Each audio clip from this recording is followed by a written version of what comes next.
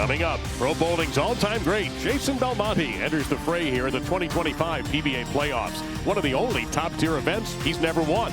Is this Belmo's time to shine in the postseason? His journey starts next on FS1.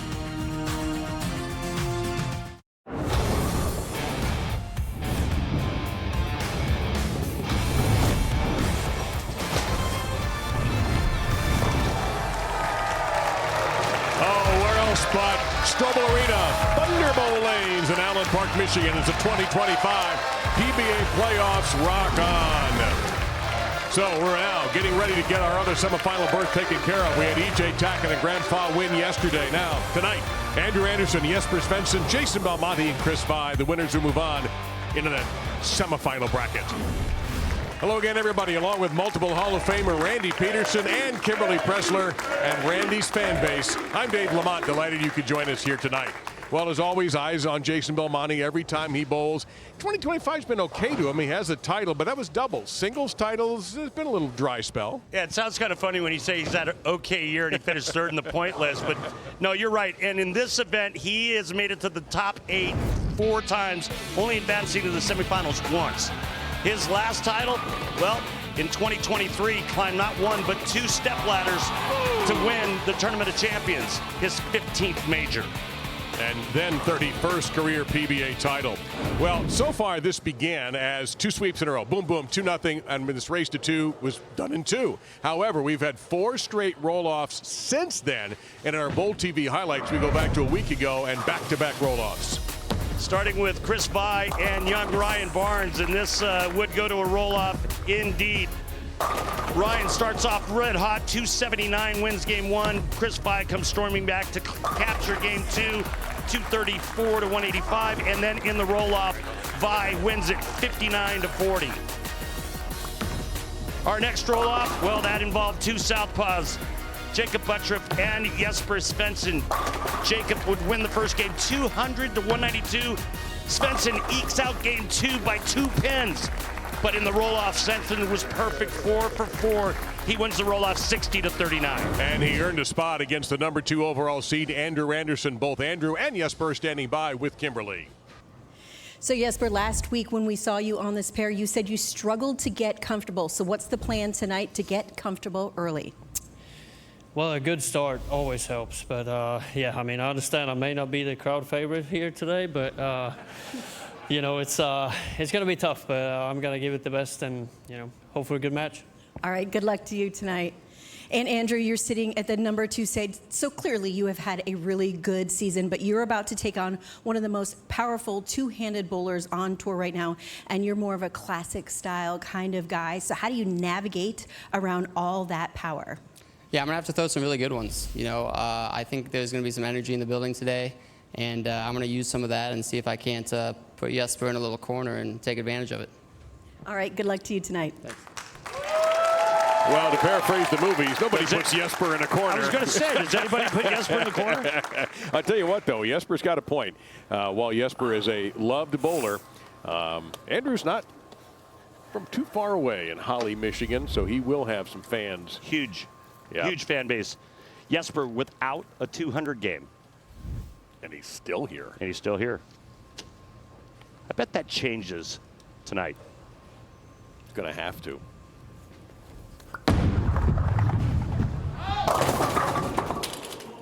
And of course, after I said that, he does that. 3-7-9. Well, the match last week against Jacob Buttriff was just 2 guys grinding out, making tough spares, getting some bad breaks. They were around the pocket frequently. Jesper's carry stunk. Yep, Looked like Graham Faw's carry yesterday. That Graham won, though. Graham did. He gutted it out. He's tough. That's a tough Canadian. Oh, whoa, that got mildly interesting there. 3-pin in the vicinity of the wall where the 7 was, but tough start. Now here's Andrew Anderson. Number 2 overall seed. Truly solid 2025. Picked up the PBA Mike Albee Nevada Classic in Reno, beating E.J. Tackett. He was second at the U.S. Open. He was the #1 overall seed. And that's how he did it. Guy's been red hot all year. What a turnaround in his career. Well, third of the PBA Chameleon Championship, 12th at the Worlds, and 6 top 10s in 2025. Big, tall, lanky kid, and he really uses his legs nicely for leverage. Kind of an old school throwback style with power. He's got all the tricks. He can really tilt it, rotate it up the back. He's going with urethane on that left lane. It's been a common thread. IQ Tour 78U. Stop, and I guess they stopped enough before it became a disaster. And his rise to the ranks just from 2023. 2023, he's 34th on the points list. 2024, he gets the Roth Holman doubles with Chris Prater right in this building and finishes 15th on the points list. Now here he is, #2. Yeah. With a title, singles title. You saw it all start to change for him last year in Portland, Maine.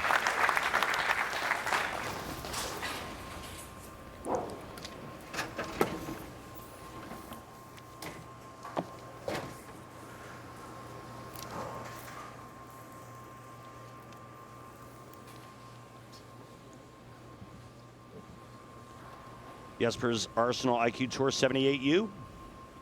He'll be using that on both lanes. Oh, I don't know how that could have happened. I don't. If you watch the replay, if we show a replay here, watch something fly by the 5. Yeah, I mean, watch this pin action here. This pin goes flying right in front of the 5 pin, and it goes so fast. I'm surprised the vortex created by that pin scooting across it and sucked the 5 off the deck. Oh, boy. You know Jesper doesn't have the home court advantage now. He's not missing this. I know. He doesn't know they're doing it. Well, he probably knows they're doing it, but I think he can handle it.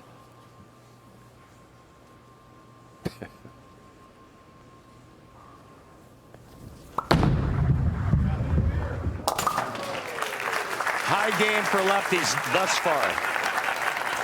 Grandpa, 210. That leads us to our oil patterns, powered by Kegel. And it's the dual pattern, the Hardwick pattern, named after the Hall of Famer Billy Hardwick on the right, 44 feet in length. Players who play more towards the track, move into the center and feed it to that track area, a little more to the outside part of the lane on the shorter bat pattern at 37 feet.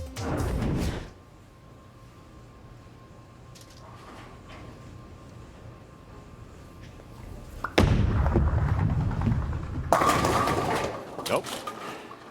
Soft 10 for Jesper.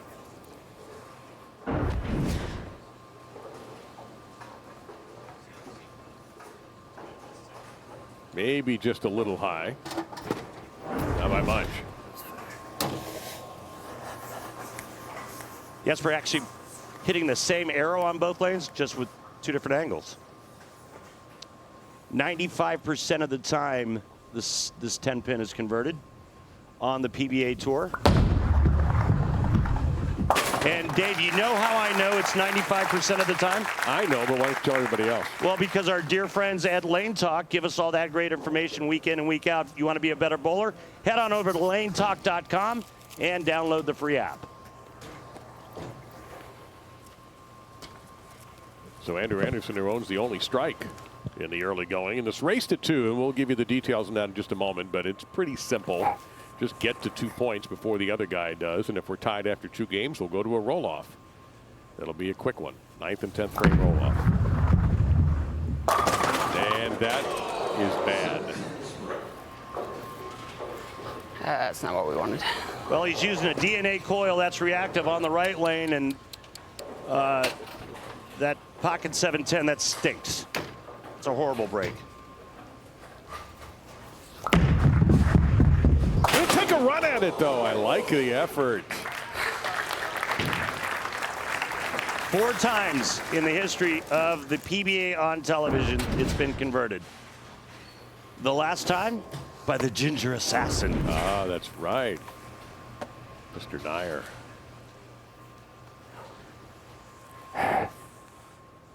Obviously, urethane ball, his angle is going to be much straighter, much more up the lane, even though the pattern's shorter on this left. Yep. No, it's a quiet 8-pin, so neither bowler off to a hot start.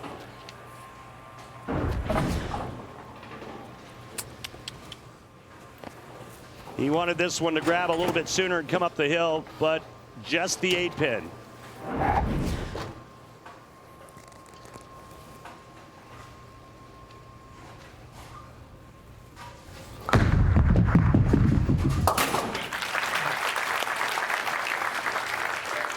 Well, if any one of the pros on tonight's show bowls a perfect game, everyone in America can receive a free game of bowling courtesy of Go Bowling. Pre-register, visit GoBowling.com and sign up for the Go Bowling Free America promotion. Won't be this game, but we've got more. Interesting watching Graham yesterday, Graham Faw. He liked the left lane better. I think Jesper likes the right lane better here tonight.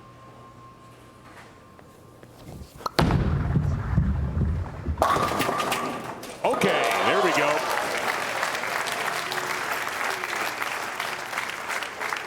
What you just saw there, everybody, was a clean wipe on that 6-pin presented by Dude Wipes. No fear, all clear because of the trip 6 for Jesper Svensson.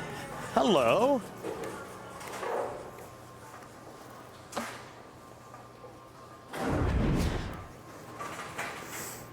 So Jesper's first strike of the match.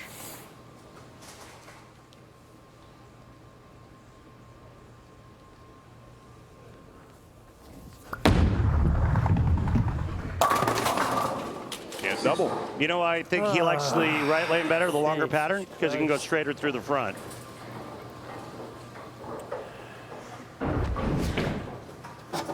This time, no trip 6. What is missing on the left lane in the early going here for him? It's a shorter pattern. Right. So it's going to hook more. Okay. So because it hooks more, he's got to create more angle.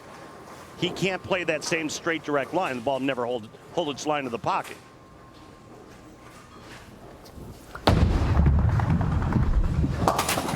We saw it at the Tournament of Champions, right? Just a couple of weeks ago, he's playing farther left than any other player on the telecast. You saw where Buttrick was playing. He moves way left, pipes it just outside of first arrow, and throws it hard and straight right up the gut. That's what he likes to do. And he dominated that tournament, too. Qualifying, he was first or second the whole time, practically. Also, by the way, he made a 7-10 in qualifying in that event, and so did E.J. Tackett.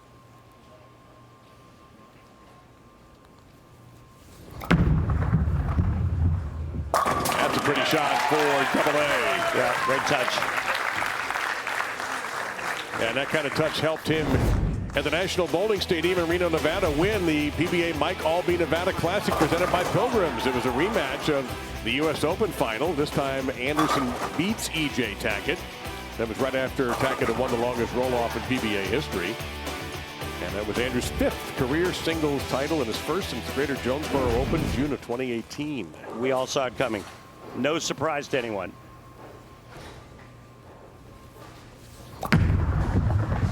Yep. Oh, lane, man. I think he's too deep, or he's got to get out of that urethane ball, but it's not picking up. Back-to-back light shots on the left.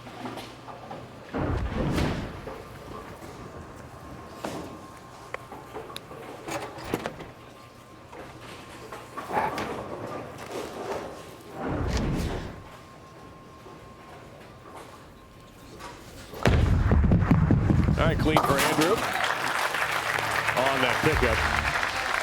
So in this race for 2, it's close. Neither player really able to string any strikes at all. We're looking for our first double of the match from either bowler in the race to 2. It's close in match number 1 of the PBA Playoffs at FS1.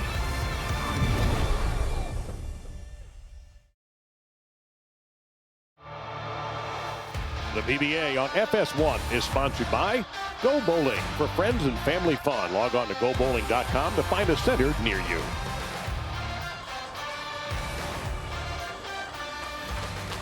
So Jesper Svensson with a little bit of a lead, but again, both players with an open frame, and already 6 single pins have been left by both.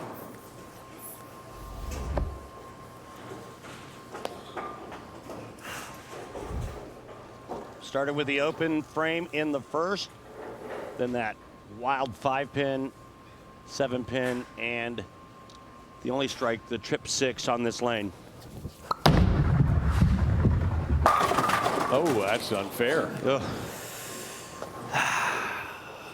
Graham Fod did a lot of this yesterday. Just 9 spare after 9 spare after 9 spare, not counting the roll-off.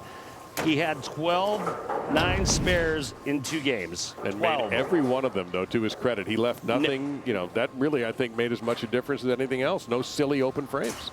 Not an open. Covered everything. Yeah. Made the bucket, made the 3-9, covered everything. We promised a little more detailed explanation of the race to 2. It is, I think, simple. You win a point this first game. Whoever's going to win this first game is going to get a point. If that same bowler wins the second game, good night, everybody. We'll see you in a week. Or we'll have a roll-off. It'll be 1-1, and we'll have a roll-off that covers the 9th and 10th frames. Should there be a tie in a game, we'll have a roll-off of 1 ball. Which could happen.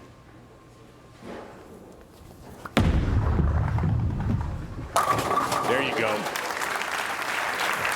I mean, the 7 almost didn't fall there. It's like, yeah, that was a late. Take a look at how late this is. can anyone get the corner out on that side of the lane? Yep, 565 rev rate will do that too.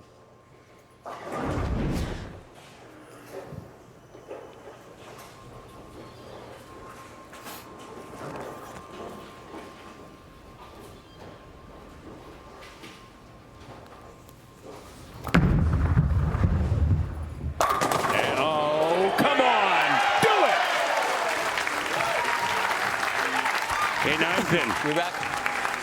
I'd like to introduce you to Double A. He's going to take a re-rack too. All right. Ball went clean by, but there you go. Had one come off the wall and take the 9 out. And we are still tied up. Take a look at the numbers for the 2025 PBA season.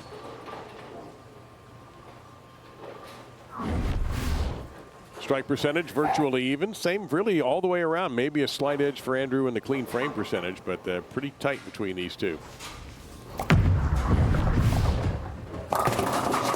Wow, he cleared out a lot of garbage. I just think he's too deep on that lane with the urethane ball. He's got to be farther right. I think the break point is fine, but I just think his feet are too deep.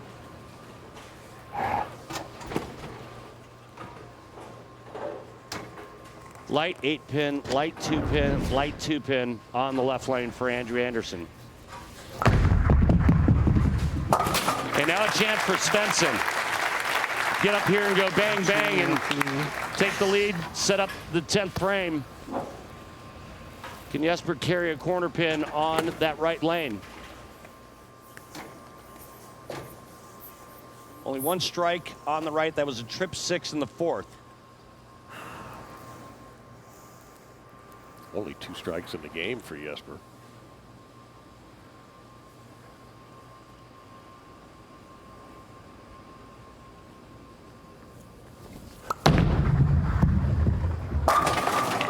Excuse me, that would be 3 strikes. Yeah, well, usually when you jam it right there, they're going to go down. And now it's a 10-pin advantage for Jesper heading into the 9th.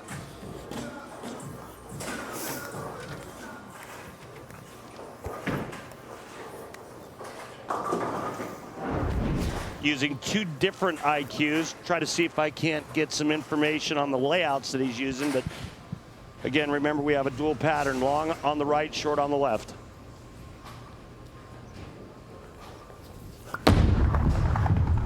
Go. Oh my! Late kick on the 7, baby. That's the double that he was looking for, and puts a lot of heat on the back of Andrew Anderson. Make it 3 in a row now for Jesper. But a double coming off of Andrew's last frame. What a big hit there in the ninth, setting up the 10th. No matter what Andrew does, cannot shut out Jesper. Take a look at the max scores, folks, right there.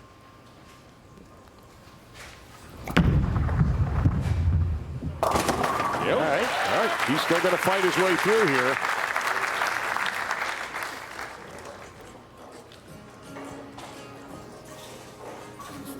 Now, I'd like to see Andrew make a move on this left lane and just kind of move his feet right, maybe leave his target alone and just kind of square that angle up a bit.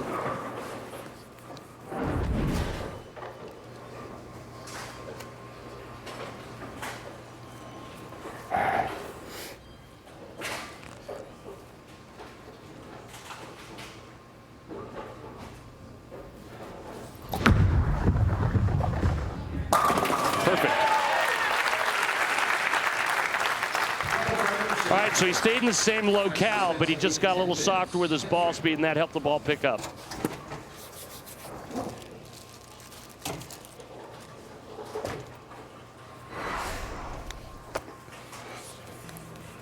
Trying to put a little bit of pressure on Svensson for the 10th frame is Andrew.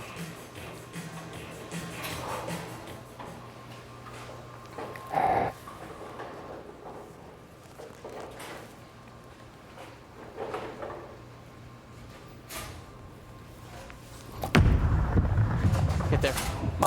Nope, light. Not. Well, anything else? Nope. Max shrinks to 196.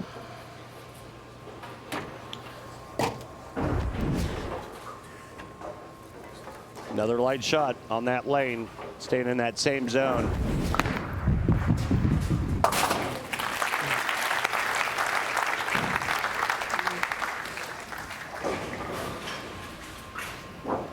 Well, strike will end it.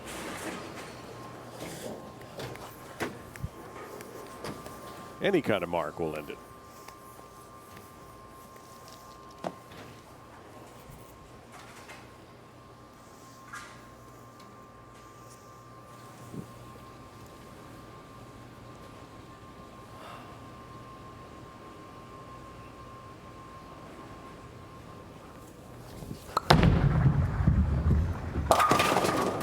That was almost not a mark.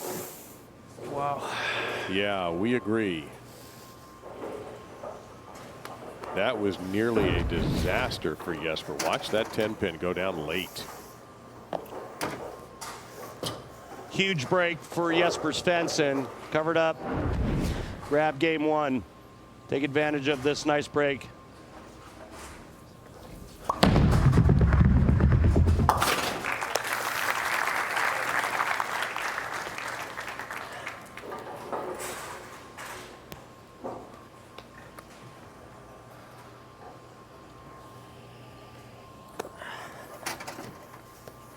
So looking ahead here, Randy, Andrew Anderson, was it a matter of execution, matter of equipment, both? What was it? I don't think he played the left lane correctly. What is the correct way, in your view, for Andrew? I mean, I would have liked to have seen him throw one shot where he actually moved right with his feet, maybe kept his target the same, maybe upped his ball speed and just jammed it. Kind of like what Jesper's doing on that right lane. And Jesper has the advantage over Andrew Anderson, 1-0 in the race for two. One more point for Jesper, and he will be in the semifinals. It's the PBA Playoffs on FS1.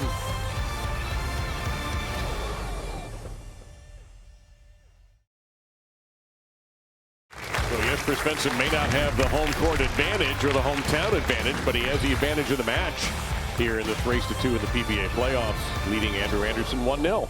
Hey, let's go down to the floor and talk with Storm Tour rep Rob Gottsel. Rob, what adjustments does Andrew Anderson need to make on that left lane?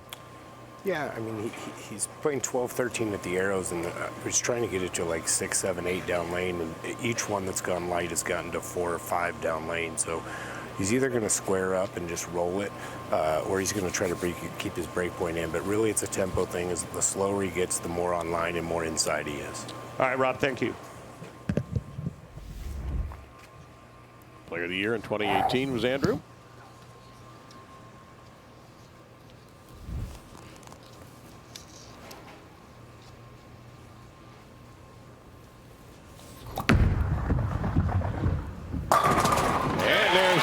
bunker on the 10. Much straighter up the lane that time. Much better result on the left lane for Andrew Anderson. Watch this leg kick on the 10.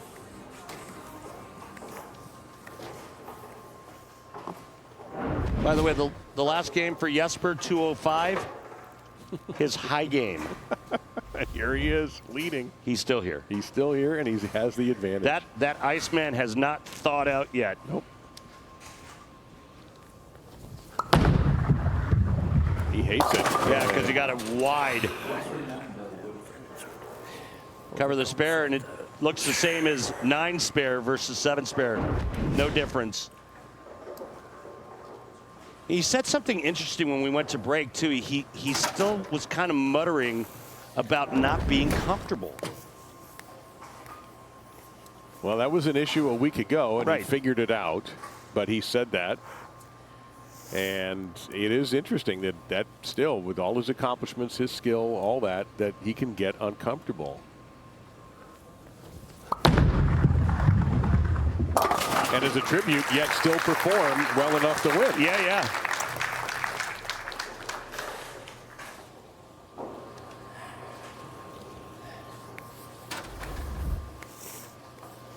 Jesper, who owns 2 PBA Tournament of Champions.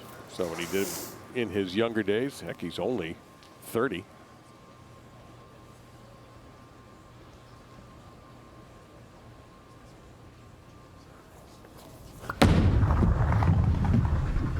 There you go. Whoa. Not this whoa, again. Whoa. That looked like what happened to him a week ago. Yeah. Living in the pocket and not getting much change out of it. Living in the pocket and not getting much change out of it. I like that. Thank you. Yeah, remember pocket 7-10s and solid 9s, and he kind of had a whole lot of ugly going on last week and still managed a victory. Still, I like that shot. It was a good shot. He gave it room to the left. It came back. And he's leading in this 1-0. And as we've seen, if it does go to a roll-off, anything can happen. Well, the interesting thing that has happened is the bowler who wins the second game has won the roll-off every time. Good shot.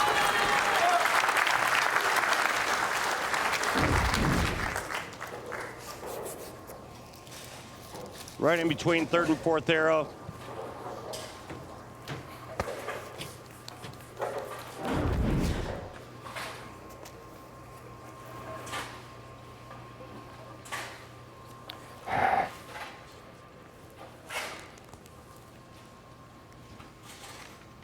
That break point being around 8 on both lanes. Look out here. Yeah, that was tugged. Nope. That would have been interesting, but nope.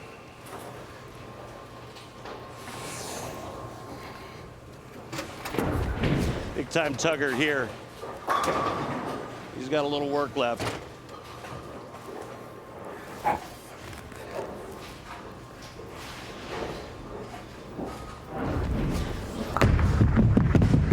All right, no chopper.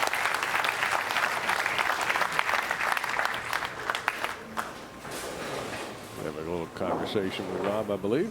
I just touched the holes a little bit, and it's a little up the lane. Felt like I had no chance. Offline.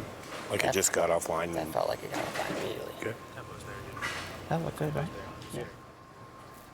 So he seems satisfied with his tempo, but shot's just a tiny bit off.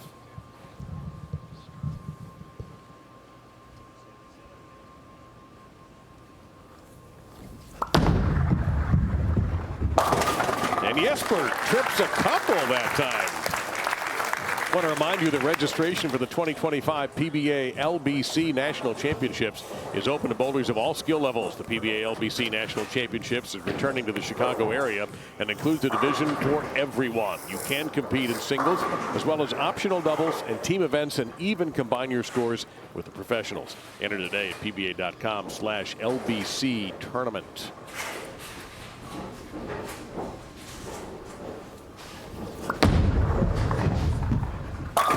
Okay, there you go. Saving a beauty on the 7. Yeah, and think about what would be if there was no solid 8 the last time he was up on that left lane. This time, kicks the 7 out for a double.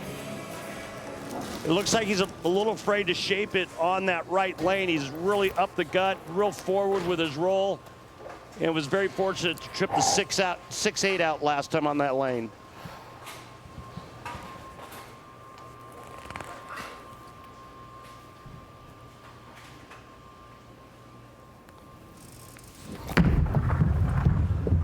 And Anderson stalks the pocket. Jesper needs to hope that Andrew doesn't get comfortable on the left lane, because if he does, he's going to be in a world of hurt. It's the only thing that's keeping this close.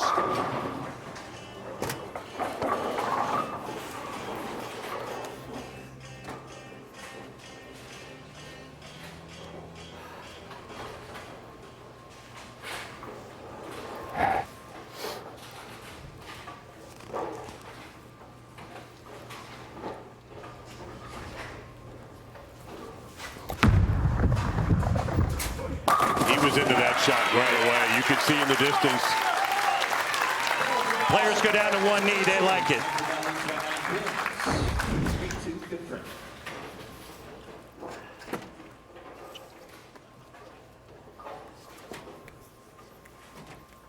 Absolute perfection from Andrew, who's now doubled. He's got 4 strikes and 5 frames.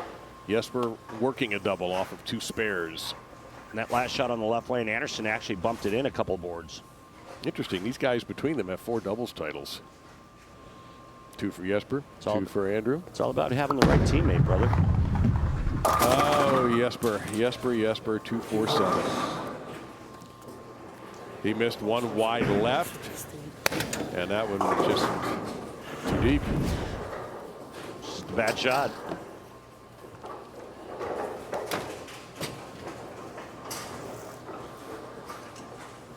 Chopped right through the face. 81% on a PBA tour for this 2-4-7. And that percentage is now a little below 81. And a stunning mistake there for Jesper. The lead grows to 24 for Andrew Anderson, who looks to be in very good form. And Jesper has been given a shot clock warning for the first shot in the 5th frame. You got 25 seconds to get off your shot.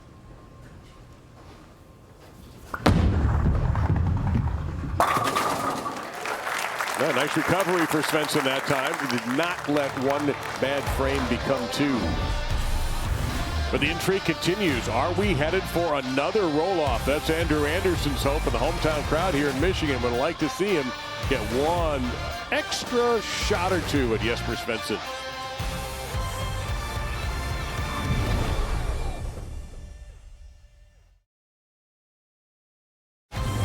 We go back to Easter Sunday, the PBA Tournament of Champions powered by 1800 Tequila, AMF Riviera Lanes in Fairlawn. And the number 1 seed, Jesper Svensson, picked up the major championship, knocking off Jacob Buttriff for his 2nd career major, 13th career PBA title, and that thrust Jesper into the number 7 overall seed for the 2025 PBA playoffs.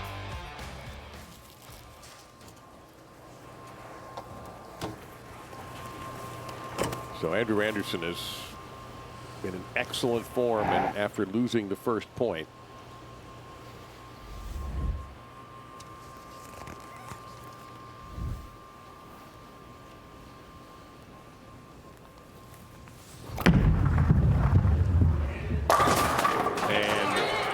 That's not going to get there, but for just a flash, there was a 7-10 there. The 10 was kicked aside. Yeah, that was a crappy break. That should have struck. 10 gets kicked out. No reason for the 7 to be there.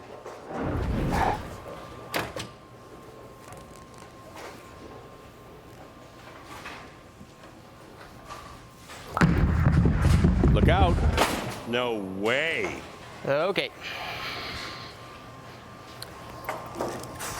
Way. The good news is that Jesper's lost on the right lane. Bad news is that Andrew just let Jesper that much closer. And his lead is now just 11. Andrew is the captain of the 900 Global team in the PBA's Battle of the Brands.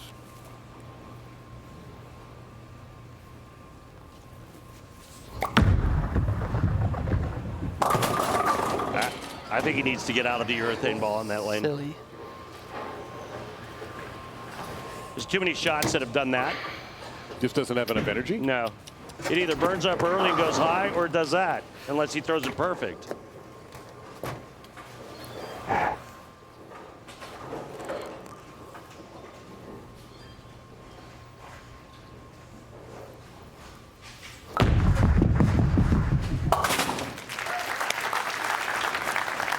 All right, let's go down to the floor and talk with Rob Gottschall one more time. This time it's about Jesper Svensson. He looks totally uncomfortable on that right lane. What's the advice you're giving him? Yeah, he just had a bad shot in the first, and then the fifth, he got caught by someone in the crowd, didn't regroup. So now it's just about getting his feet under him. He's going to make a little move to the right just to get away from his early friction. So as long as he makes a good shot, he'll be okay here. Thank you, Rob.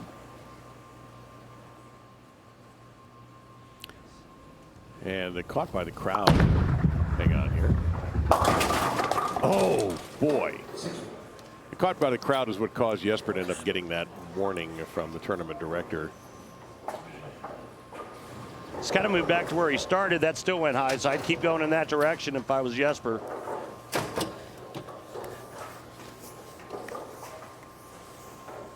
Well, the max still favors Anderson despite the open frame and the sixth on the missed 7-pin.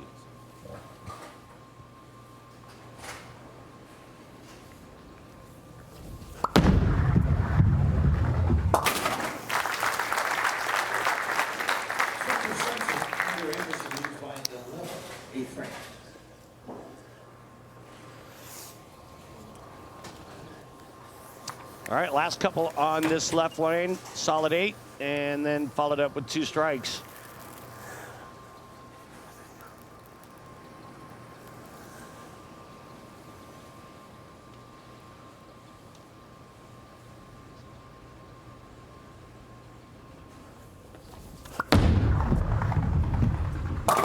And well, you would think that that pin would have crowned the 7. Pretty good shot. And the 4 just.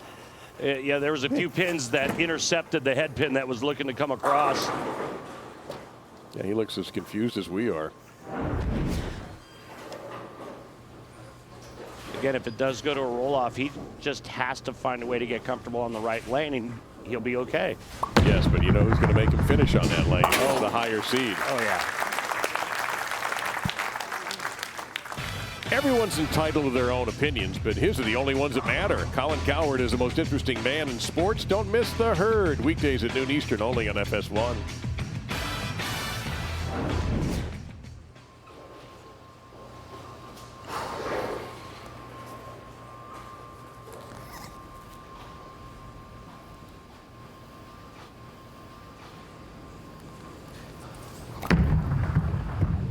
Get there. He talked his way into that strike. All right, so I'll ask you a question, my friend. All right, hit me. Which lane does Jesper not really care for? The right. Which lane does Andrew not really care for? That would be the left. Okay. See where I'm going? I do. Okay. So Andrew Anderson will have lane choice in case there's a roll-off, and he'll start on the left. All right, which means Andrew would finish on the right. Correct. His favorite lane. And Jesper would finish on the left, his favorite lane. Ooh, so what do you do if you're Andrew? You finish on your favorite lane. That's what I thought you were going to say. Oh, yes. That's big. That's big. That's bigger than big. Come on. Because that was a clean wipe presented by Dude Wipes. Nice gentle touch on this wipe.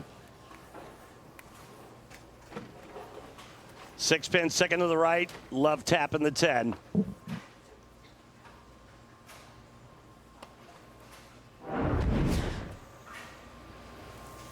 This is a big shot because it's Jesper's last on this right lane before a possible roll-off.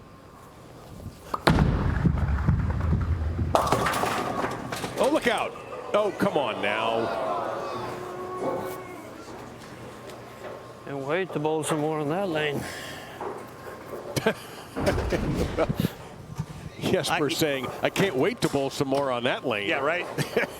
I was actually looking for him to move a little bit more right and create a little bit more angle on that lane. Certainly didn't do it on that shot.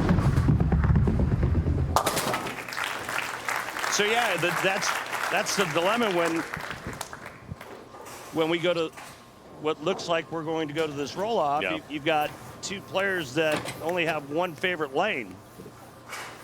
I'm with you, though. I think you take the offense and you finish on your favorite and make the guy execute on his favorite.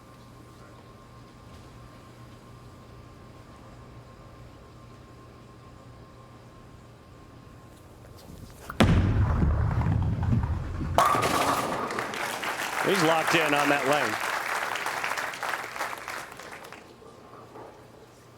And right now his brain is going, all right, what do I do on the right lane? Oh, I don't think there's any question about it, and I'm sure he's already figured out that he thinks Andrew's going to make him start on the bad lane because Andrew's so hot on the right lane. It may come down to how they manage their worst lanes as much as they manage their best lanes. Yeah. If Jesper strikes out, Anderson will need a mark.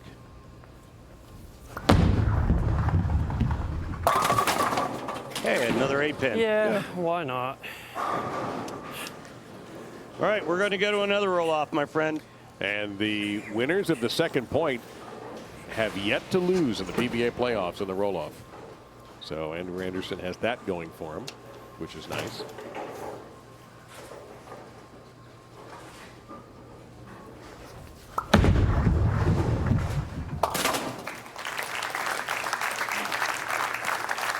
And again, we will jump right into the roll-off. We won't have any break.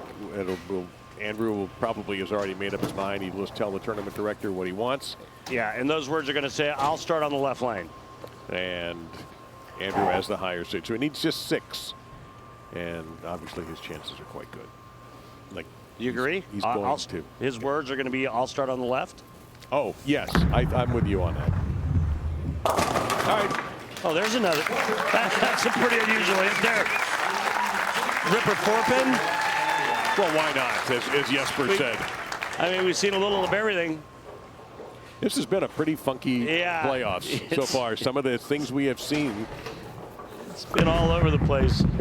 You just never know what's going to happen, right? The re-rack. My re-rack or timeout, whichever one. Well, now what would this be? You try different balls, phase 2? No, it's more so like, what do I do if I start on the left lane? Or, Oh, you got to start on the left lane. I don't know, ask him. Oh, yeah. His good lane is the left lane as well. My good lane is the right lane, so we both finish on a good lane. Yeah, okay. Think about it.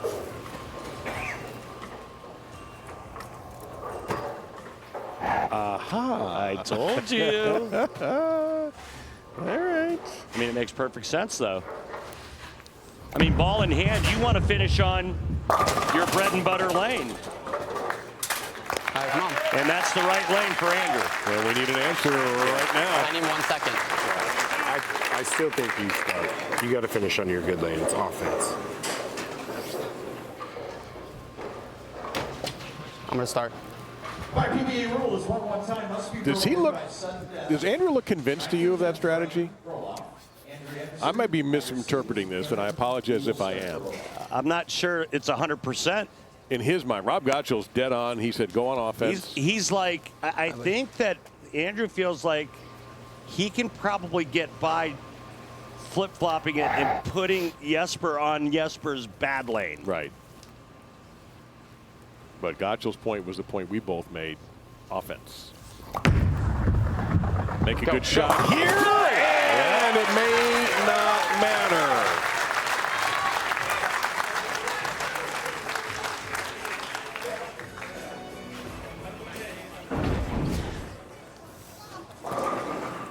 Beauty here by Andrew Anderson.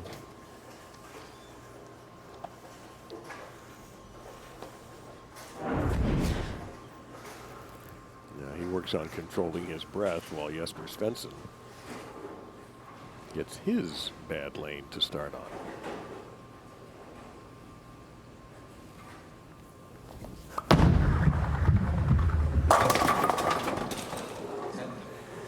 He actually moved left.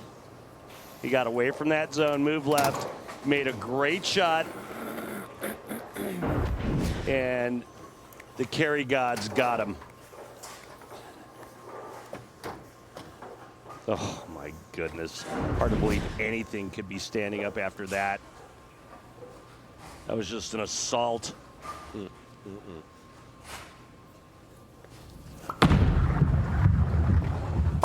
All right, good cover. Well, throw 3 here and see what happens.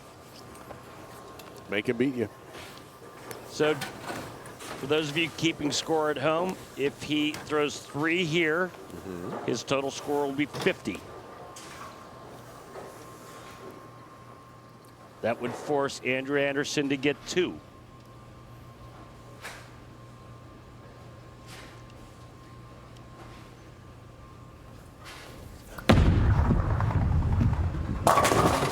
You kind of expect him to throw 3 here.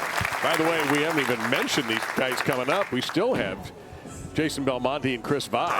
Oh, that guy. Yeah, both that guys. Yeah, I mean, we're just so locked into this. It's like a chess match almost, it's right? once again Jesper dragging us along for the ride here. I mean, with guys, these intense matches. His high game's 205. He's had 3 190 games and a 205. But yes, the winner of this will take on the winner of the two-handed battle between Jason Belmonte and Chris Vi. Jason's first appearance in this year's playoffs, but let's get through this first.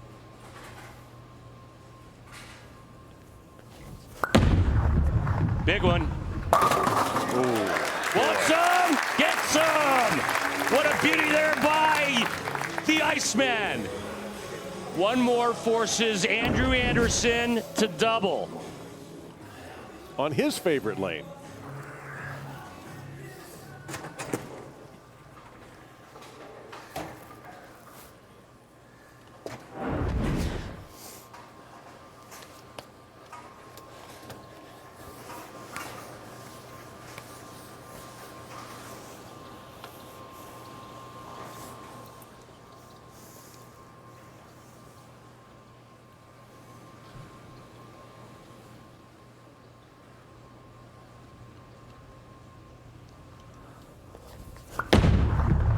Go, my goodness. Oh, all right. That's not all right. That was a big miss out.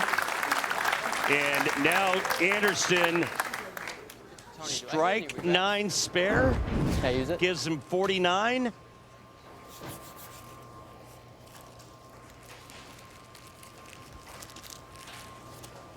So Andrew Anderson has this opportunity to make the semis in his hand. Strike 9 spare to get it done.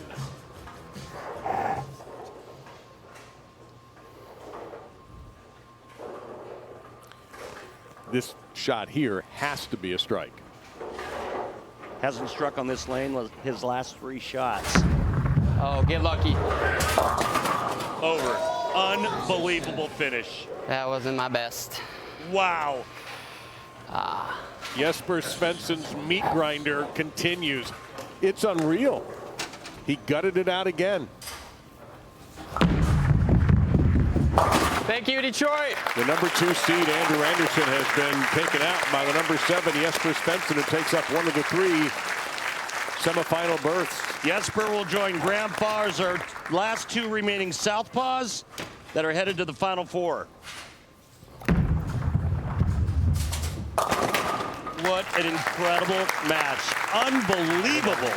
Good luck. Well, let's get to our frame of the game presented by Beatbox. It can only be one frame.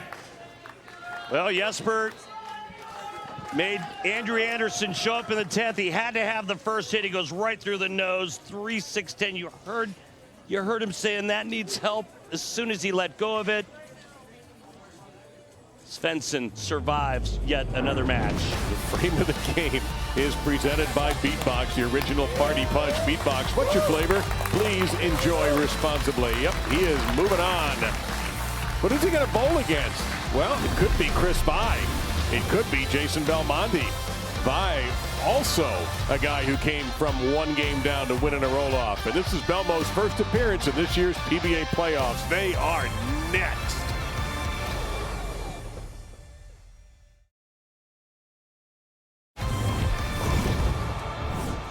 A reminder, our coverage of the 2025 PBA Playoffs continues next Sunday in FS1 with semifinal action, noon Eastern, right here from Thunderbowl Lanes in Allen Park, Michigan.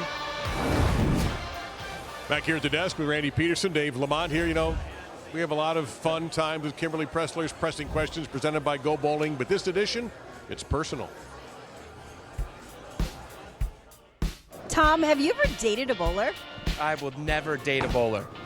Why? Because we're all crazy. So plus I want my girlfriend to think I'm a good bowler. So if she was better than me, I don't know how some of these guys date these professional bowlers, because those girls can bowl and I don't want any part of them. So never date a bowler, ever.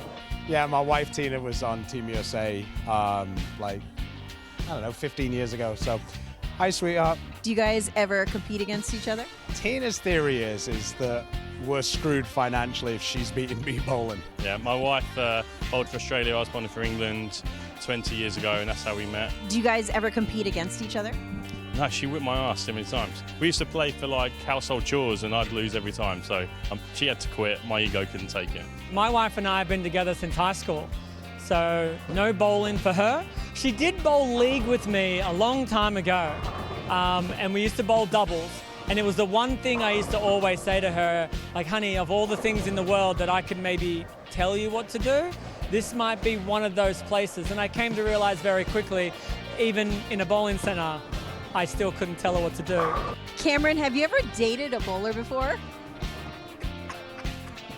Why are we talking about my love life on Fox Sports? I'm the only bowler that I've attempted to date didn't want to date me back. So bowlers out there, actually, nah, let me not even say that out loud. So we good.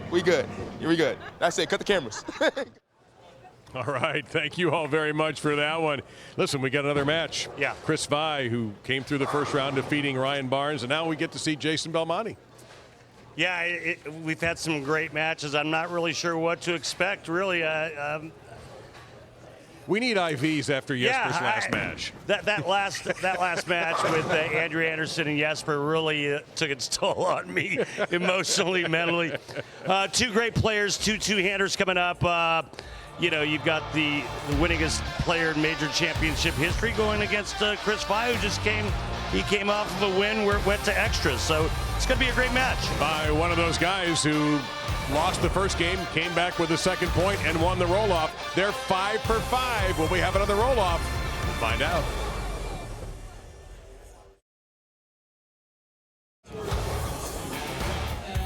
Now, the PBA is proud to have Boulders to Veterans Link as the official charity of the PBA Tour. And at tonight's BBL Salute to Veterans, we welcome U.S. Army Reserve Sergeant Belinda Svensson, who served for 10 years. Thank you, Sergeant Svensson, for your service. And to donate, please go to bbl.org. Thank you for being here, Belinda. Awesome. All right, the bracket is being updated.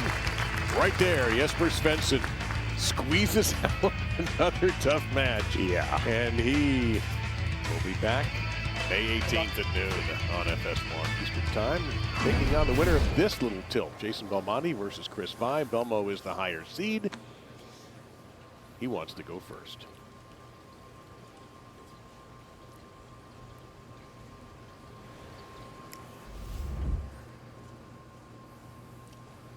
.30-second title this year with Bill O'Neill, the Roth-Holman doubles.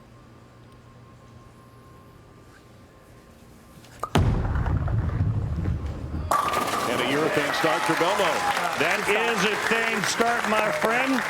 Our last match, I was a little surprised at the scoring pace. 213 for a high with Andrew Anderson and Jesper Svensson. I think the scores are going to be a bit higher in this match.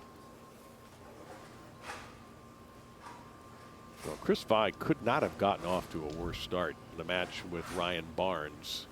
Didn't strike in his first game until the 6th frame. He got that out of the way quickly. But he rallied in the second and won the roll-off.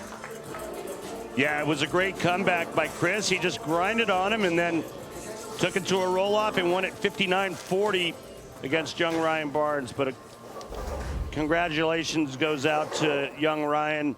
What a season he's had.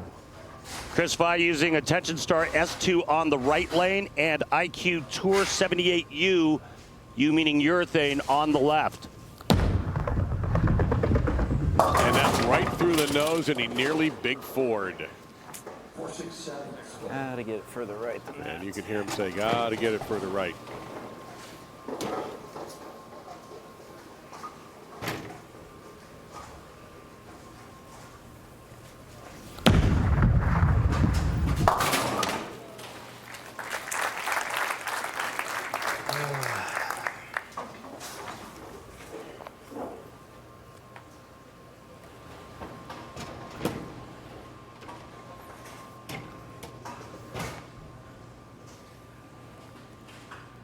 All right, Jason going with Rockstar on the right, IQ Tour 78 on the left.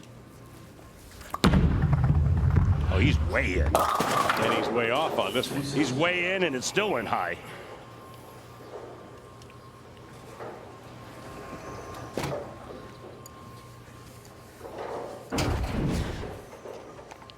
Big step to the left. See, a lot of the two-handers do that. We saw Simo do that.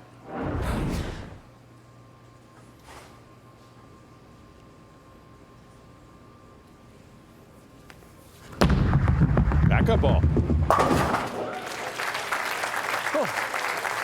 And that big side step to the left, you know, since you don't really have an arm swing, right? It's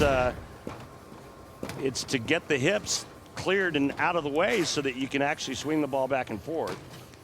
A little bit of a backup ball, so reverse rotation.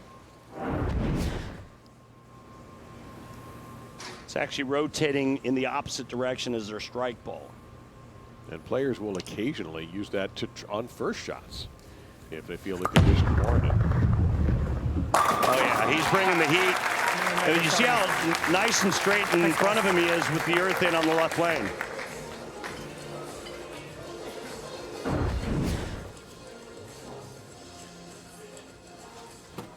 Anything you can add to that?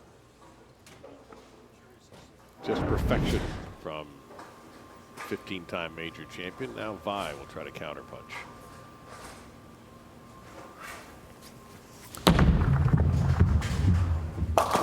And again through the face. Gosh, not far enough right.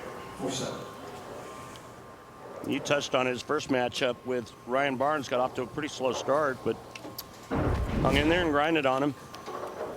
Well, the interesting thing about that match last week was he started to bowl better after the first strike. But by that point, Ryan had just run him over. Ryan bowled a gorgeous game in the 270s. Shot 279, I believe, the first game. You are correct. Yep.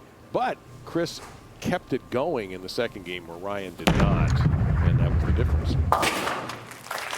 Yeah, Ryan kind of lost his reaction on that left lane. And Chris bowled a tidy 230 to force it to overtime. Let's take a look at our tale of the tape between Jason and Chris.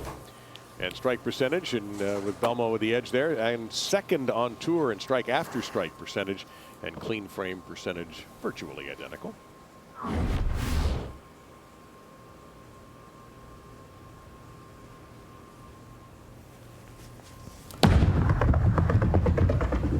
There you go. Good shot.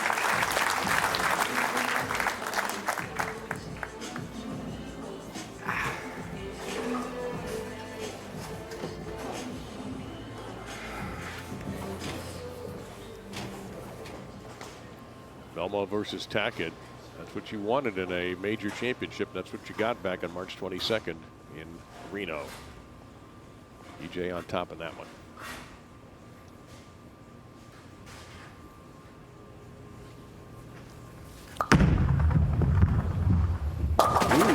Ooh. Okay. 3, 4, 6, 7, 10 through the nose. I mean, he's way in, just not enough angle yet. I think he'd better hurry. He's going to get it right side, or try to get it to the right side of the 3-pin and cut it over. See if there's backup rotation on this shot or not. Oh, no, he's going to hook it.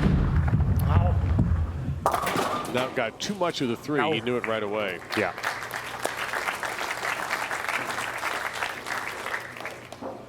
Again, the hesitation of getting the ball too wide. That's what's keeping him. That's what forces the in misses. Okay. For both players. For all players.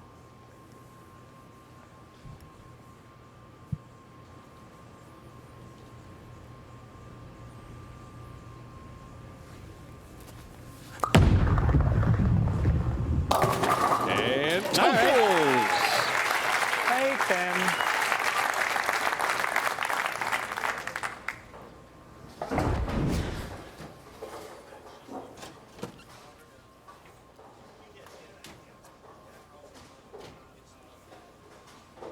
Pocket collapser there for Jason.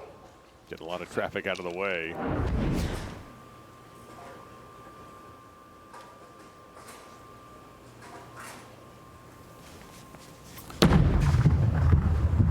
That's better. Yep, you see the ball kicked away the 9. Good shot there. Yeah, good shot there by Chris Vi. Come on. Keep building on good shots. And Chris is the first bowler to double. Keep building on good shots.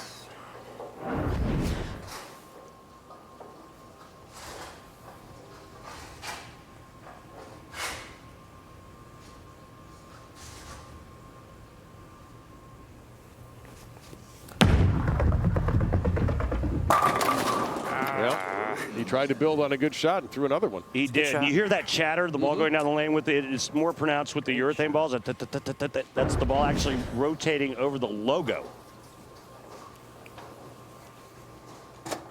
And because the urethane balls don't flare very much, it'll stay on that logo longer.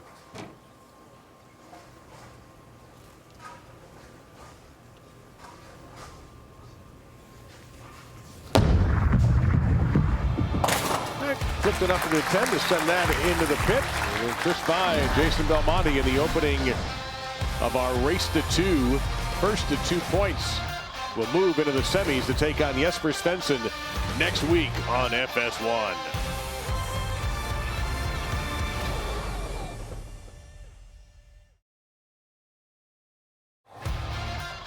So Belmo looking to double for the first time in this match. He had that disaster in the 4th, and so far this lane that he's about to step up on has been difficult for him.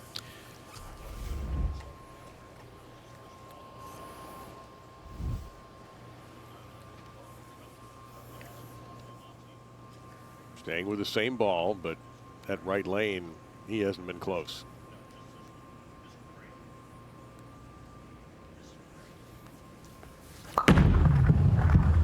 That looks a little bit better, and he does kick him up. Yeah, that had a bit more room. Let's go down to the floor once again and talk with Storm Tour rep Rob Gottschall. Rob, what advice would you give Jason Belmonte at this point here in game number 1?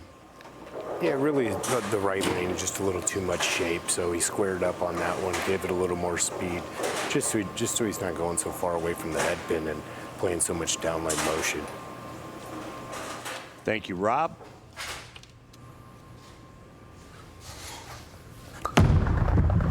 Come off it.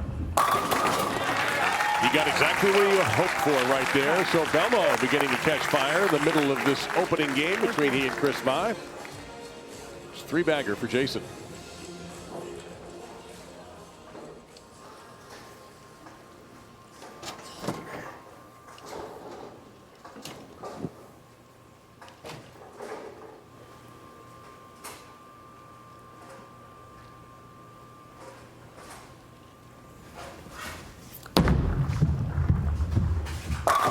Beautiful. Just keep making good shots. Yes, sir, that was. Just keep making good shots. Nice shot again on the right lane for Christopher.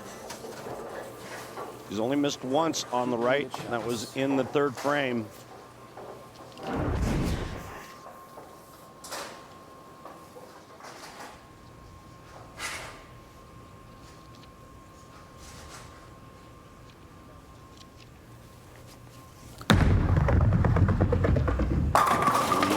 Oh, no. Come on. So unnecessary.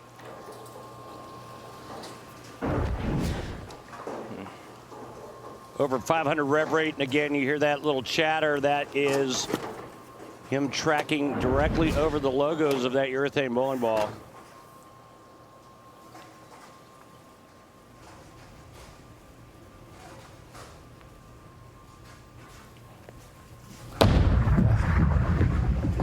Got it.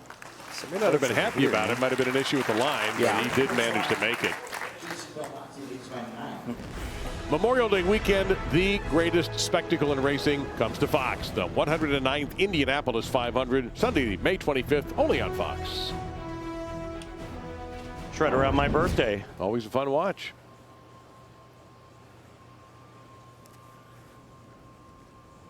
In case you wanted to get me something. Just Well, drop that. you know, we were on the air during mine. And, didn't get anything, so I'll have to think about that. No, Jason. Tug. No. Big miss. Last time up on this right lane, he actually moved right and then amped his speed up. This is just a full yank. So it's not the ball, it's just that he is not executing it. Right. That shot there was rubbish. And now he's left himself with a very tough leave because of the back pin, the 9-pin. 3-6-10's tough enough. I think it was Andrew Anderson that called the 3-6-10 the 3-6-10 split. Yeah, it was Andrew. That's right. Absolutely. It sure doesn't help to have an extra one back there. And he'll look at it. Better get it right. Oh, he didn't think he made it. No.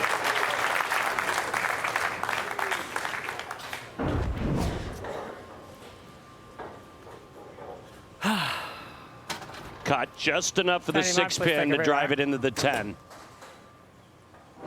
And still maintains a 5-pin lead. Boy, these matches have been kind of stressing me out, Pards. They are stressful matches. Right?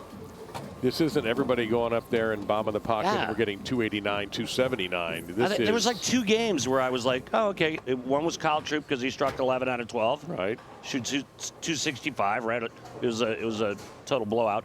And Ryan Barnes, when he had 11 out of 12 for 279. That's it. We've had so many bizarro leaves. We've had so many ringing this, solid that. And on cue, a solid that. I'm sorry, what did you say? A solid what? That. I cleaned up my language. Right on cue. Just as it came out of your mouth. Jeez. Watch this. There goes the ball. But it's like 9.5. And something flew out of there and made contact, but just not solid enough to take it down. So Vi now takes the advantage in the max score. But something bad will happen to him. It just happens to everybody in this thing. Oh, David. Something bad will happen to him, so. I don't want it to. He's a great guy. But just the way things are going on right now. It's just insane.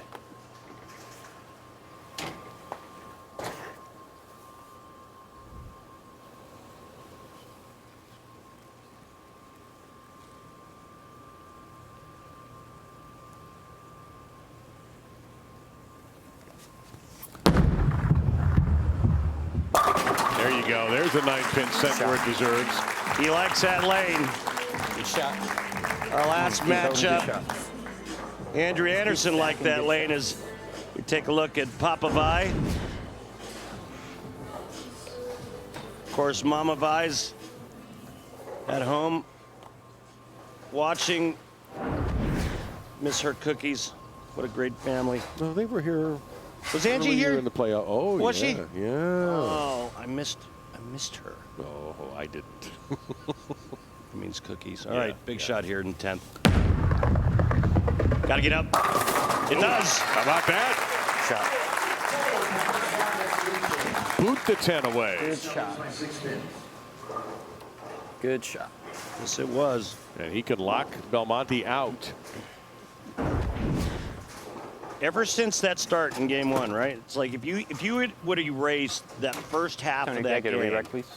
and then look at what he's done since, it's been pretty strong because I think he closed that first game out with like a 4-bagger. Oh, yeah. No, he really started to bowl well. And I remember us talking in that match about, hey, wait a minute. Now, Ryan's got this point easy, but Chris is beginning to look like he's got it figured out. Yeah. And what would happen in game 2? Ryan had to fight back. He wasn't able to. He lost his look, as you mentioned, and 5 moved on.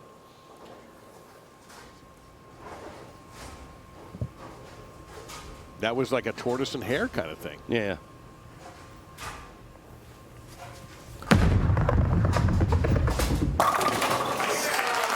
Great shots.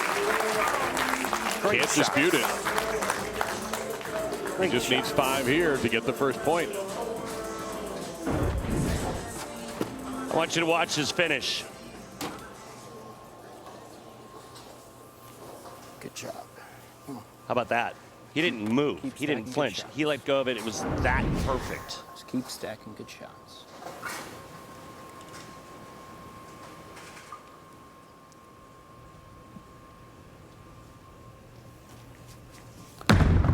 Again, just needs 5. We'll get 5 times 2. And the first point goes to Chris Vi. That's not always a good thing around here, but maybe Chris will be the exception after what's happened in the last 5 matches. So he leads Belmo 1-0.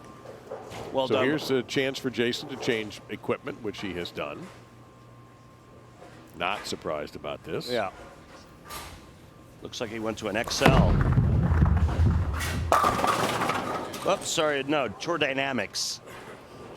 Yeah, good reaction there. Didn't get the strike, but still.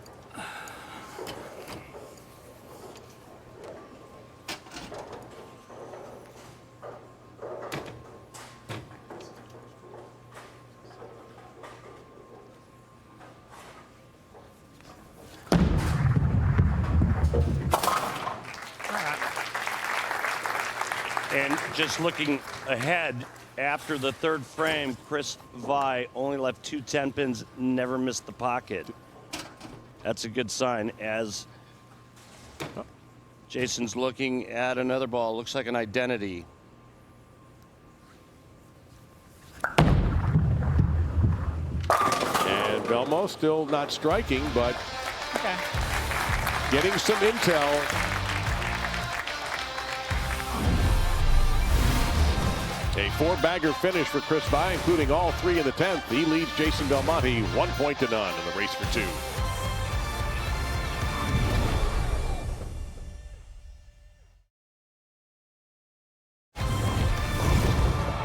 Well, there have been happy times for Jason Belmonte in this building at Thunderbowl Lanes because the #1 seed beat Jacob Buttriff for his 21st career PBA title and his record-breaking 11th career major win, surpassing Earl Anthony and Pete Weber.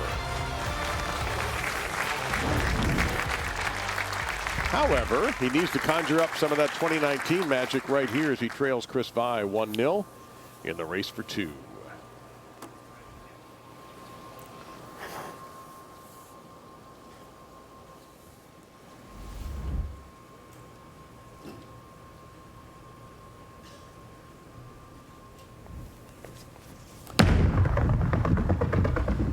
And there's smash. Locked in.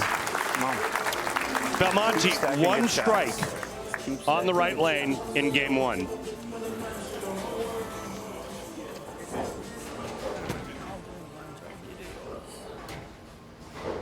All right, so he went through a couple of different bowling balls in the 10th frame. Let's see what he comes up with here.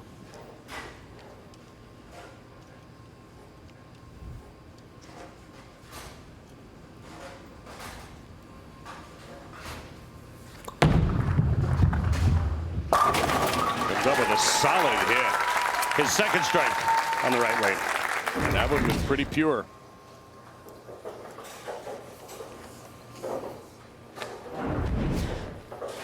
Our first 2 matches in the playoffs. Clean sweeps. Ever since that, yeah, everything's been a roll-off. Yep. No wonder why I'm a wreck. It's too much stress, Dave. If it follows form, Belmonte will win this point, and then the roll-off. Right. That trend started with Jesper Svensson against Jacob Buttriff last week. Then Chris Vi over Ryan Barnes, and we've been doing it ever since.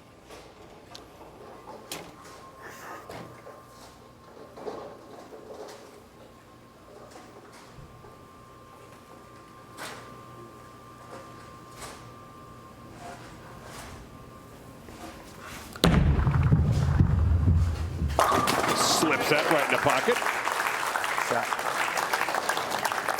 Come on. He looks very comfortable. Come on. Well, he's pumping himself up. Those eyes staying on the target. Beautiful finish. Big dude, man. This is a big dude. He didn't miss arm day. And he doesn't usually miss arm day. But I like what he's doing. His mental approach, very positive. Yeah. Talking himself, good shot, keep it going. Yep.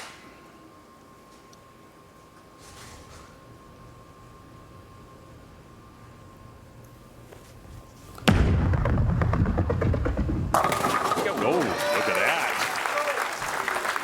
You know, he's kind of the right-handed equivalent of Ram Fa. They're always around. They're always contending. They're always dangerous to grab a W here and there. The consistent producers, and that's why they're both in the playoffs. Yep.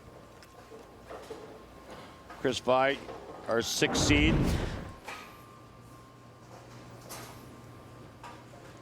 Ram Fa, 4th on the point list this season.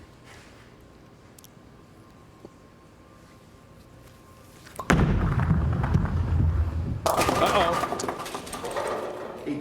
that's a bit unfortunate. I think he liked that.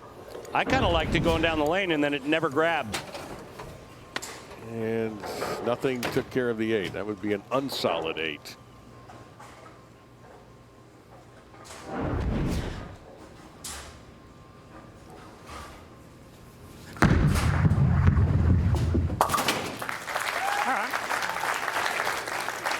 Have to think that was a decent enough shot to feel good about, even though the result wasn't what he was expecting. And the problem is, in this deal, when you've had that second game, it tends to be that the bowler with the 1-0 lead shows a little weakness in the second game. And that allows the opponent to jump in. Right now, Chris Vi is 3 for 3.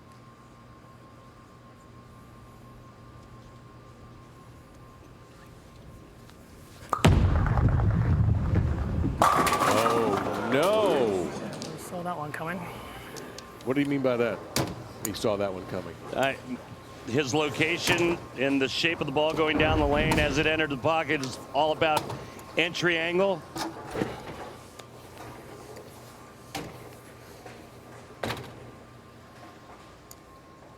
Either that or he's like clairvoyant. I was going to say, he's got no trouble with his vision. I mean, there's just times where you throw a shot and you're like, that's going to ring 10. And typically it happens when, for a right-hander, they pull it and they get it inside of target. It hits a little bit more oil, and it scoots down the lane another half foot. It goes a little bit longer down the lane before it hits the pocket. And when that happens, typically it's almost always a ring 10.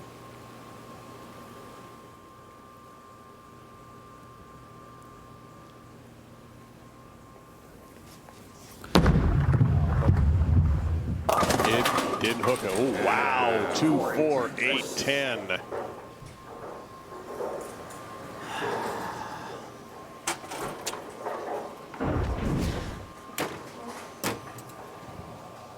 Well, this was only a fraction right of his last shot. He must have missed it off his hand because the break point was like just a board right of his last shot on that lane.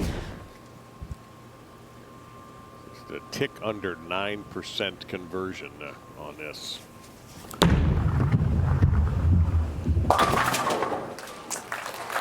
Come on. And again, Randy, as I said, has been the habit of these second games. Move on, third good one here. There's always a big mistake made by the guy who's up a point, and it opens the door for the person who lost the first point, and that would be Jason. But the lead still is minimal, so plenty of bowling left.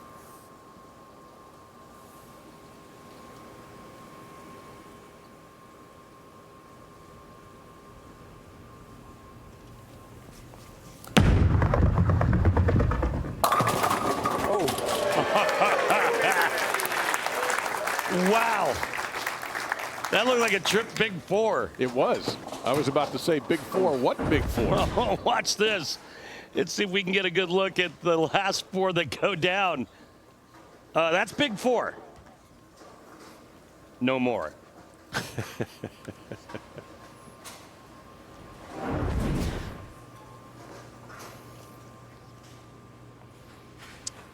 All right, let's see if Belmonte can put something together. He doubled to start the game. 9 spare since. Oh, no. He goes up the lane a little bit. It goes high, gets it a little bit to the right, and it hangs. And that is a bad sign. Is it ball change time? Something has to change.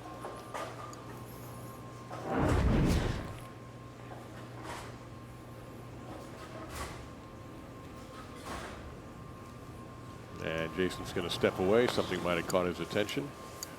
Looking over to the right. Sorry, Tony.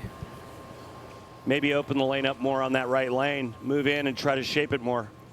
Keeping the same equipment and just moving his body first? I mean, if he uses that same ball and moves, it takes a pretty good sized step to the left. He's going to have to slow his ball speed down to shape it.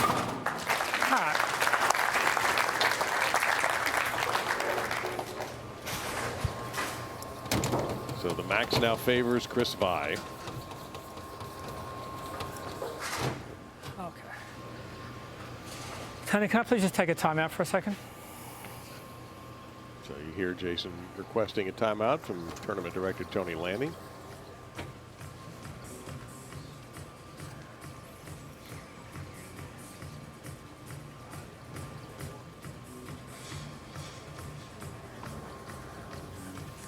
He's going to stay with that urethane on this lane. The issue becomes, what does he do on the right lane? I think what he needs to do on the right lane is go to a bigger ball, move in and shape it. This has been his left lane game plan, and it wasn't well executed. Very fortunate, just the two. Yeah, I think I was just a little left. That's okay. We'll figure that one out. Well, you better hurry.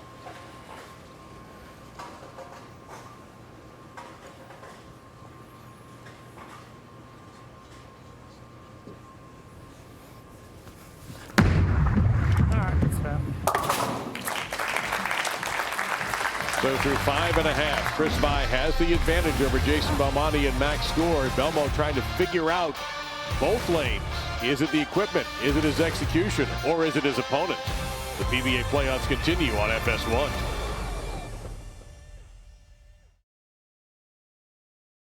So we pick it up with Chris Vi, top of the 6th. No spares through 5, hasn't had to shoot him. And the 2-4-8-10 got him in the 4th.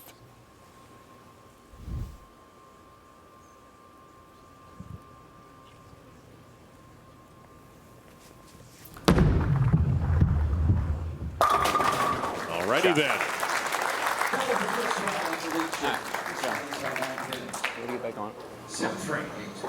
And the lead back to Vi. Another beauty right here by Christopher. As we take a look at the gun show, letting go of that ball. Yeah. Which way is the beach? It's that way. I don't know if you heard, I said 1,000. Yeah, 1,001, 1,002. Oh, it burns. Uh-oh. Got it. Oh, my goodness. Well, that lane's been stretched enough now where if you miss in and your feet and eyes are in the right spot, it should hold its head up. And it did that time. That's going to put a lot of heat on Belmo's shoulders. He has not struck since the second frame. Yeah. And Belmonte has been in full diagnostic mode.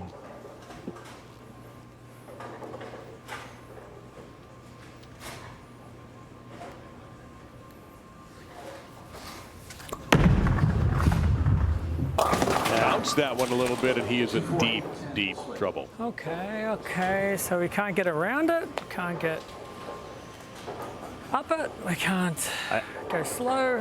What are we going to do? I just don't think the ball's strong enough for him to shape it. What are we going to do? And he's in big trouble. Yeah, he's going to have to be super aggressive with this and make that attempt. This is about a 9% conversion rate.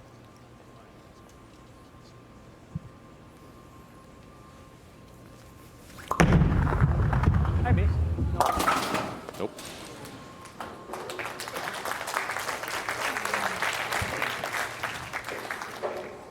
We're getting close to Chris Vine moving into the semis against Jesper Svensson. We already have E.J. Tackett versus Graham Faw in a one-handed righty-lefty matchup. We already know that the other semifinal will be a two-hander. Jesper on the left, and one of these two on the right. Must strike. No. Wow.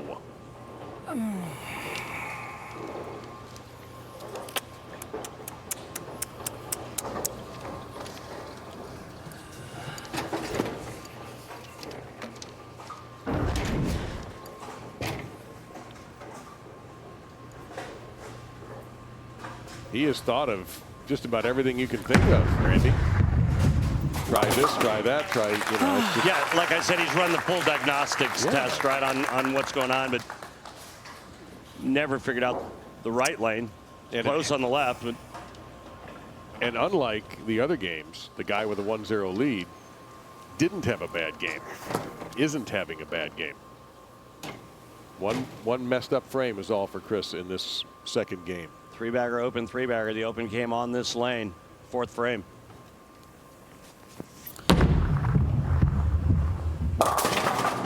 Whoa. Got away with one. Yep. Did miss that one.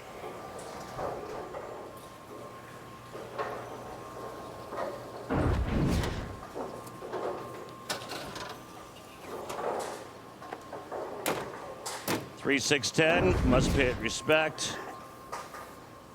Kind of like that.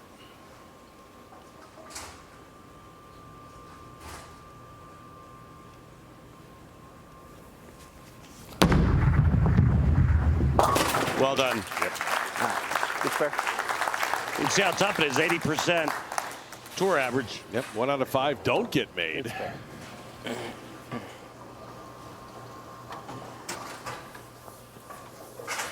Man, Belmonte got off to a nice start, right? Starting with a double and then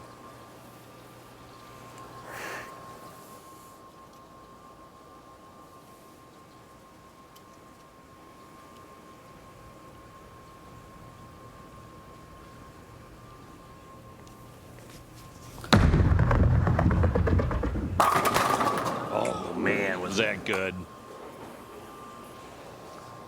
All right, spare here. He's going to be in the 220s if he can fill 20 in the 10th. You can see Belmonte's max score 209. The spare here. If he converts the 10 pin, it'll be all but over.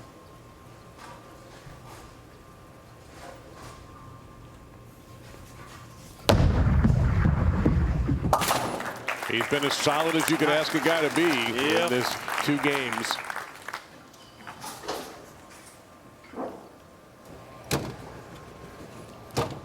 He's doing the math in his head, knows what. One shot. See if we can't mix them up.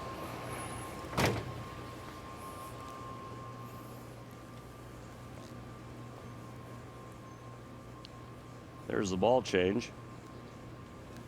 Went to an identity. Loft didn't mix him up. Just one of those days. We tried a few things. Yes, you did.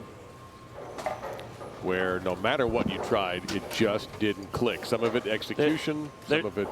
There's days like that, right? Yeah, no matter it doesn't matter who you are, what you try, what ball you throw, it all looks the same.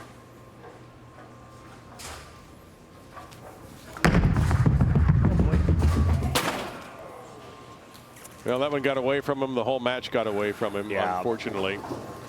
So Jason Belmonte, the number 3 seed, has been eliminated from the PBA playoffs by Chris Vi, who will advance to the semifinal in an all two-hander battle versus Jesper Svensson next week on FS1 at noon Eastern. With the other matchup being Graham Fa versus number 1 seed EJ Tackett.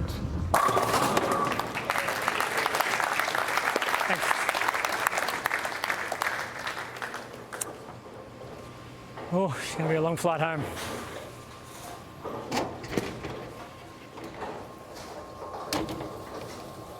It's a long flight home no matter what. Yeah, you know, it's a joy though to watch him compete, to call, you know, his games, his matches, and you know he's been great for so long, and he really set a pretty high bar for the rest of the tour, right? I mean, this guy and what he's done in his career, and to watch him struggle is just not something we're used to. No, and it isn't. It's a sour ending to a solid season. Yeah. He still does not have a singles title since 2003, but he got his 32nd title this year, finished 3rd here, lost to the best player. Look at that. Congratulations. For a major championship. So he's still got plenty of fuel. He'll be back. Yeah, it's not. And he gets to go home to family. Yeah. And that is ultimately the best. Absolutely. It's not like we're never going to see him again. No, we'll see him again. Oh, yeah. I promise. You know who we're going to see again? Yeah, that guy. That guy. We will see Chris Vi again in a week when he takes on Jesper Svensson. Lord knows what's going to happen to Jesper next time we see him. In the moment of the match, Chris Vi, you could use almost any of these shots. He was so solid in these 2 games. And while Jason had a tough day, Chris Vi didn't make it any easier for him. That's for sure. Chris bowled beautifully. And chicken can be boring. The Pilgrims is turning chicken nuggets upside down. I love it. You love it. Put it in a nugget. And the nugget on this is Chris Vi dominates this match. Mom, wish you could have been here, but happy Mother's Day. I love you. See if we can keep doing this thing. Yep. Find out on the 18th. Again, going back to his start against Ryan Barnes halfway through game 1, he shoots 188, bails it out, wins game 2, wins the roll-off, and hasn't looked back. Yeah, that last shot meant nothing. A lot of respect for him, man. Thank you so much. So Chris Vi has advanced. Our brackets look like this for the semis on the 18th. EJ versus Graham, Jesper versus Chris, and then we'll set it all up for the final on Saturday, May 24th at 2:30 Eastern Time on Fox.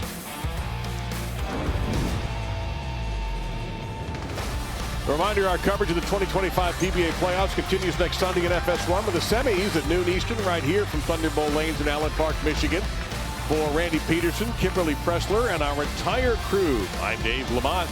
We appreciate you watching the 2025 PBA Playoffs on FS1.